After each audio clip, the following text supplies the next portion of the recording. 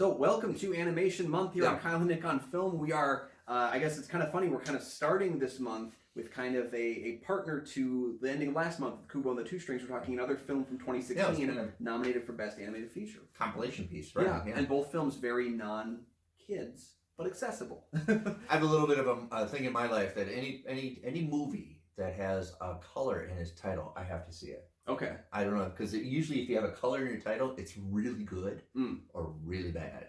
Fair enough. Yeah, so. We might have to do like a special edition of the show where we each pick movies with each color in the rainbow or something like that. And go back and you do your own survey. Sometimes, and if you put a color in your movie, it's going to be really bad or really good. And we're going to try to figure out if it's... Yeah, we'll find out. Yeah, this movie is really bad. Yeah, is it the red turtle or the red turtle? Find out today.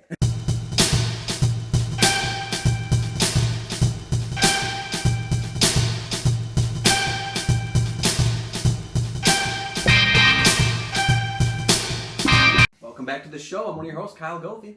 I'm Nick from the St. Paul Filmcast, and thank you again for liking and subscribing, and to our loyal listeners for continuing to monitor. If you're new here, this is simply just a review, and simply if you have seen it or maybe entice you to see it. If you have seen it, please comment down below and to communicate us. Where also you can follow us on Facebook, I think Instagram, and Twitter. Yep. So you can check us off over there. Today we're going to kick off our animation compilation with the first one, Red Turtles. What is Red Turtle about? I bet a Red Turtle. Red Turtle does indeed have at least one red turtle, that much we know. The film follows a man that becomes shipwrecked on a deserted island. After several failed attempts to escape on a raft, he discovers a red turtle is the thing stopping him from leaving. So the man tries to understand why the turtle will not let him leave, gets into kind of a power struggle, but he starts to realize this is no ordinary creature of the water. So before we get into all the themes and all the camera work and all that stuff and how gritly, shotly, and how beautiful this is filmed, I would say the most interesting characters in the movie are the crabs.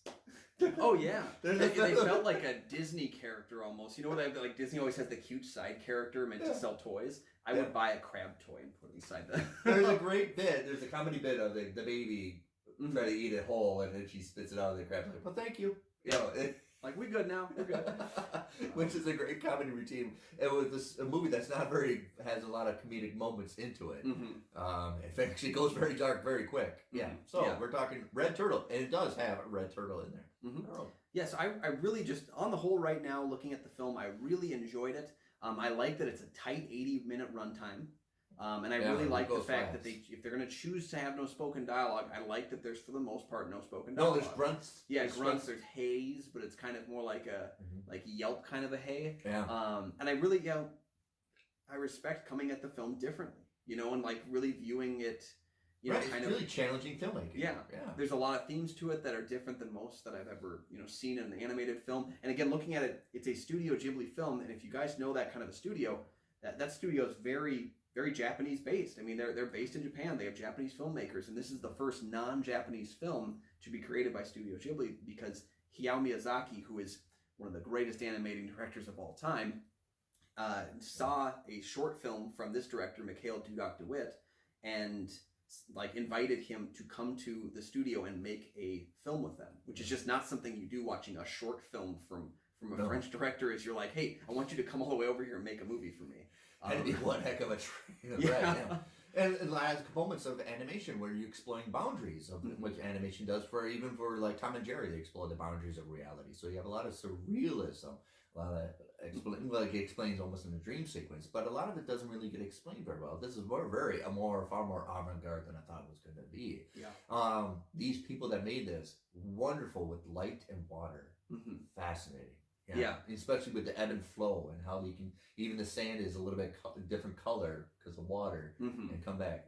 Detail is immense with this. Yeah, and I mentioned Ozu last week with kind of the quieter moments in Kubo. That's what I felt a lot of watching this film, was those quiet moments, those moments that allow you to kind of stop thinking and start feeling, because this film is all show, don't tell. There's no tell because there's no dialogue, so you got to show it well. And what I admire about it is that even though it's not a straight line movie, it's very much a lot of there's not even really, I wouldn't even say there's plot to the movie. It's more just kind of it's almost like a Mulholland Drive. There's vignettes. Like a dream followed by these short little plot threads. Yeah. But it's more like you're swimming in the ocean looking for a plot, and what you come across is the movie. What you come across is the bits and pieces of this movie. And I really enjoyed, just breathing in and letting all of it happen. And yeah, you're right with the water. I mean, that ebb and flow is the feeling you get watching the movie. There's an ebb of some story, and it flows right back. We're gonna make progress. We're gonna introduction of a family, and then we're gonna bring it back when the kid leaves and everything. But also like the motionless wave, because we constantly see wave, and all of a sudden it's motionless, and we like what is going on. There's almost a surrealism of I can see my family from up above. So there's definitely a lot of metaphor played upon, but you don't have to enjoy it even if you don't know the metaphor. You don't even have to enjoy it. The transformation of the red turtle and everything. Yeah. And send it back to the ocean of why he has to be on the island and why can't he never leave, or why is he supposed to be there. But there's a powerful reaction he has to the red turtle. The first time his reaction, which I this first time seeing, I was like, what? Because I thought this was going to be a nice... I thought it was going to be like a boy and his dog kind of a story. Right, I thought they were going to become buddies and go on adventures or something. You did what? Right. And then you did what? Yeah. So there's a visceration to this that I think is almost his apology. Yeah. When I love the very on the nose man versus nature story at play here, where he is trying to return to the real world, return to his home. We don't get a year, but we can assume that there is some level of more technological advancement at home that he doesn't get here. He gets the conflict with the turtle. He gets the conflict even with the crabs. There's conflict there.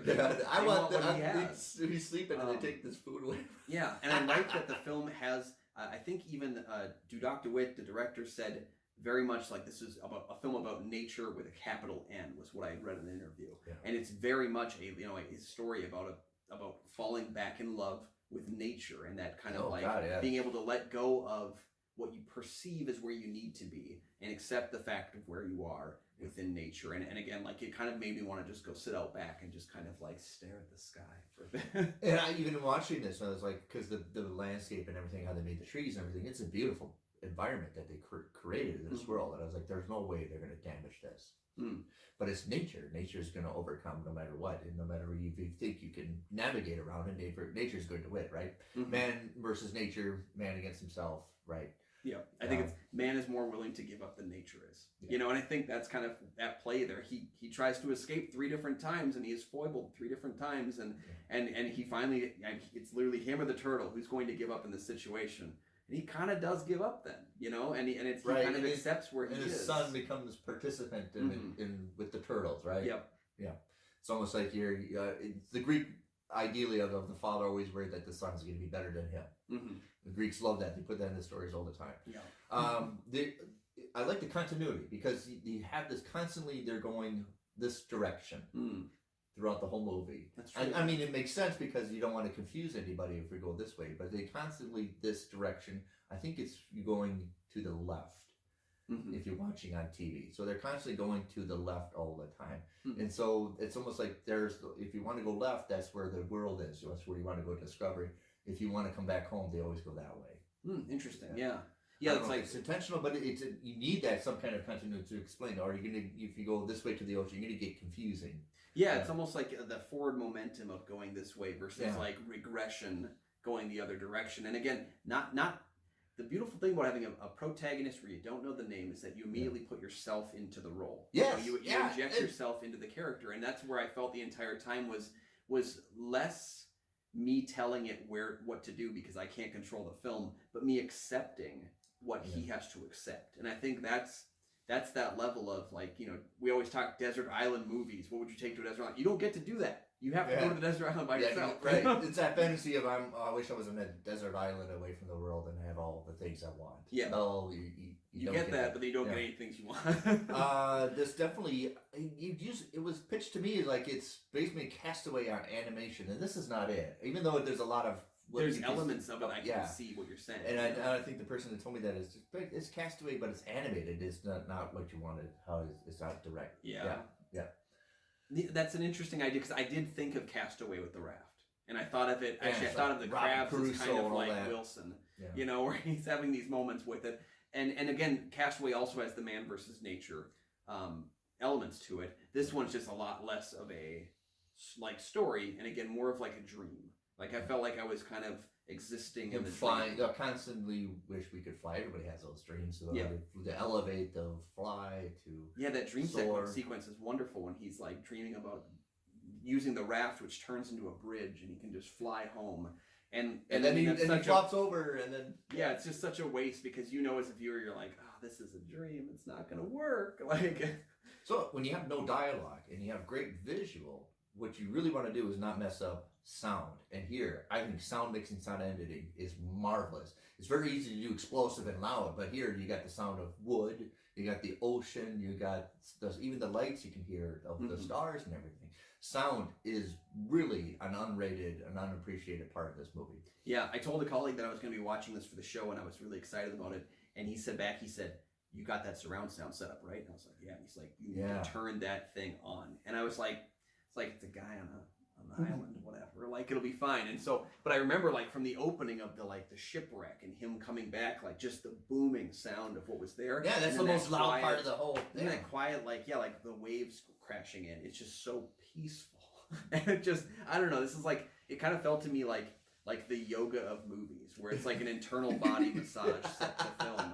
And that's kind of what I took out of the film, was just a very peaceful story. It felt like a parable where I wanted to look up. I was like, what culture has this story? And but it's very deceiving, right? It's very deceiving. It's supposed to be for this very relaxing, but there's some, like how he treats the turtle, is very disturbing elements to this, right? Mm-hmm. Yeah.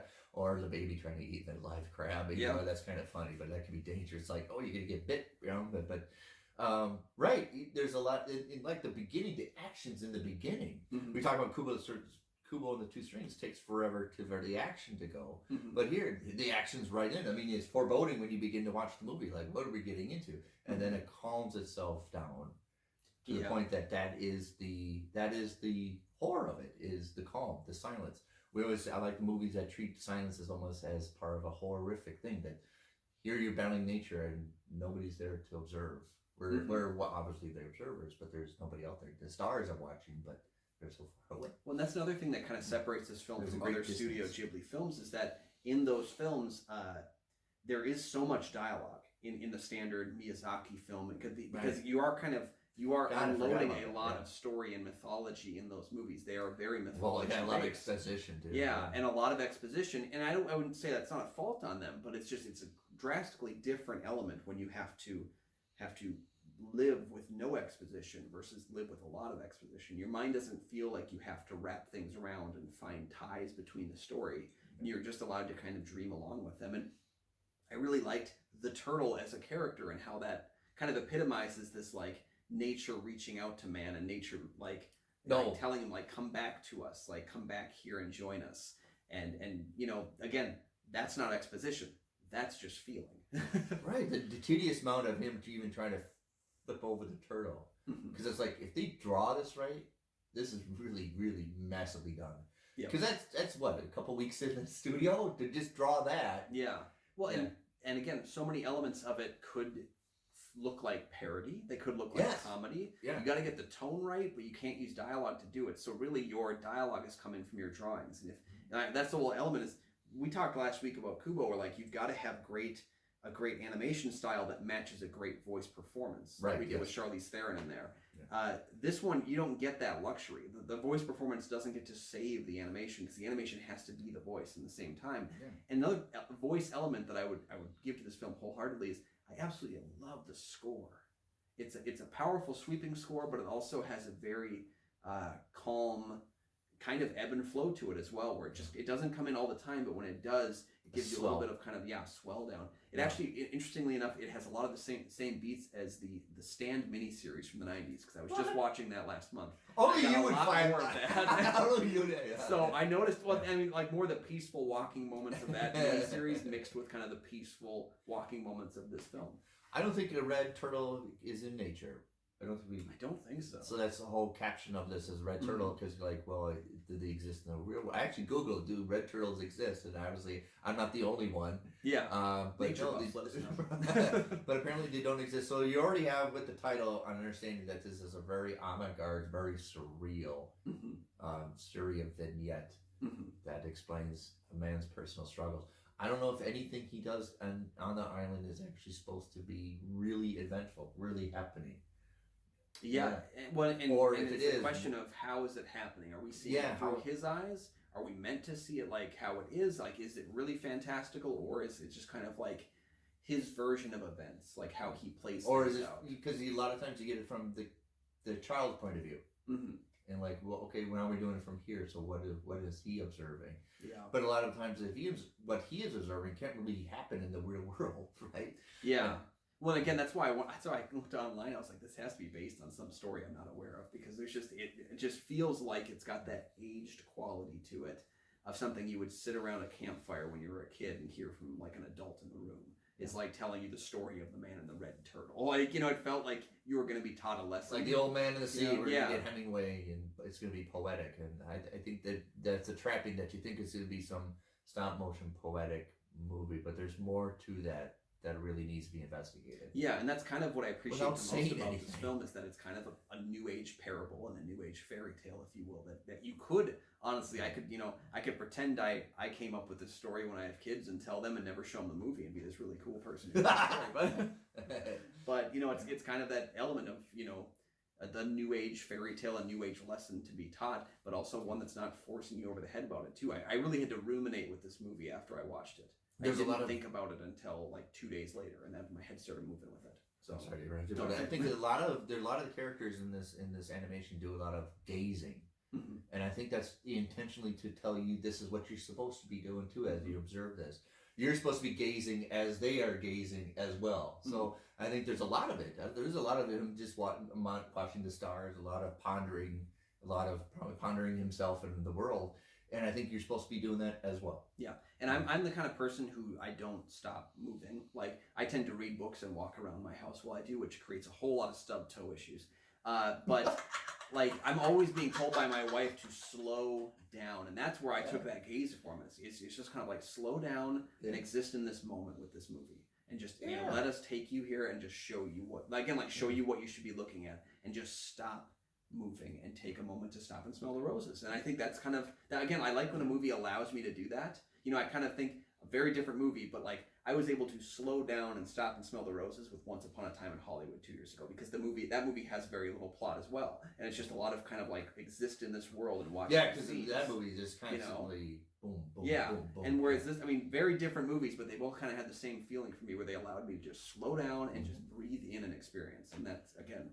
I think it's intentional. I think the whole metaphor of the movie is just to slow down and to gaze and to appreciate. Because a lot of his turmoil, a lot of his conflict comes right away, his anger and angst and emotions, until he realizes this is the way it's going to be. That he eventually comes, appreciate where he's at. And, self-appreciation is too. Yeah. Sometimes when you not give up on trying, but give up on like beating yourself up over something, and just let yourself do the things you love to do, and like do them within the confines of what you have. I think of this film kind of, when you pull away everything from somebody, you're not always eliminating what they have. And like we talked, like with Sound of Metal, the man loses his ear or hearing, but he still has a love for something. And it's like, how do you reckon with the loss of a very important element? This man, we don't know what he wanted to do in life, but this is what he has, and he's going to make the best he can out of the situation. This is actually a very well done movie. I don't think if you say an animation that's a trapping, it's a very well done movie. And I think anybody appreciates movies. If you skip on animation, you're gonna miss one of the best movies ever. Yeah. Well, I think that's one of the great things about this month, is that I have a lot of animated movies, and I enjoy animation but my head always goes to, like, if I have to watch an animated version of a story or live action, when I usually pick live then you get action. sluggish, like, really? Is that movie? Yeah. And I tend to be very critical of animated movies, because I've told you before, I am your audience as much as the kids sitting in the row, a couple seats down. You still have to make a movie for me, because I think the best animated movies are the ones where the parents don't get pissed that they took their kid to this thing. There are good ones that the parents can enjoy just as much, and again, animation tends to be a family thing. It doesn't have to be. It's not a genre. It's an art form. So that's what I really liked about it. That's the whole definition. The animation always gets the trappings of kid friendly. Yeah. this is just a film. Yeah, and so this month, that's one of the great things is that we're going to be choosing. We might have a Disney movie or two in the mix, but like we're going to be trying to choose 2 animation films that you don't obviously think of when you think of taking your kids to the movies. So I think that's what we have here. Is we have a beautiful art piece that again tells you to stop and slow down and enjoy it, and you get forced into that. And it's a marvelous talent to do animation, because a lot of times you're doing a challenging beats of just a simple, flip over a turtle, and that's probably a 1.5 week of doing that scene. People don't think about the fact that every second of film is 30 frames, and every one of those frames has to be hand drawn in order to make that work.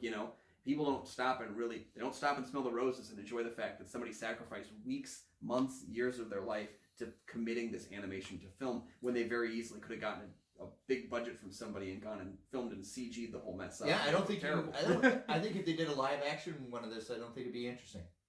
I don't think, even if you could do all the stuff that you could do in this movie, I don't think it would be the appeal. Yeah, because for one thing, that's the beauty of animation too, is you can kind of fall back into dreamlike visuals. That's the rules of reality. Yeah, without making that disconnection, because the film you're watching is not live action. It's not real, more so in animation, because your mind, it takes that level to like inject yourself in. And so again, like being able to exist in the dreamlike quality that we have here is really cool. So. Have you seen Red Turtle? Yeah. What do you think about it? Again, do you have any other Studio Ghibli films that you There's plenty to choose from. We're definitely going to have a lot of dialogue, right? Month. Yeah. So let us know your comments down below. And as always, guys, thank you for liking, for commenting. Again, we absolutely love those comments. It's like my new favorite drug. It's like getting a comment on an episode. Yeah, new comment. So, and subscribe, share this video with your friends. Check out the Patreon too. You can join for as low as $1 a month, and then you can kind of help guide us on our animation journey, guide us in the next. Yeah, we get a shout out and everything. Yeah, so we really, really adore having you guys join us today. And again, if you can't join the Patreon, share the video, let it out there, help support independent content creators. We really do appreciate it. And as an independent content creator, you can find all my film reviews on goatfilmreviews.com. You can find my podcast, the St. Paul Filmcast, anywhere you find podcasts. It's that simple.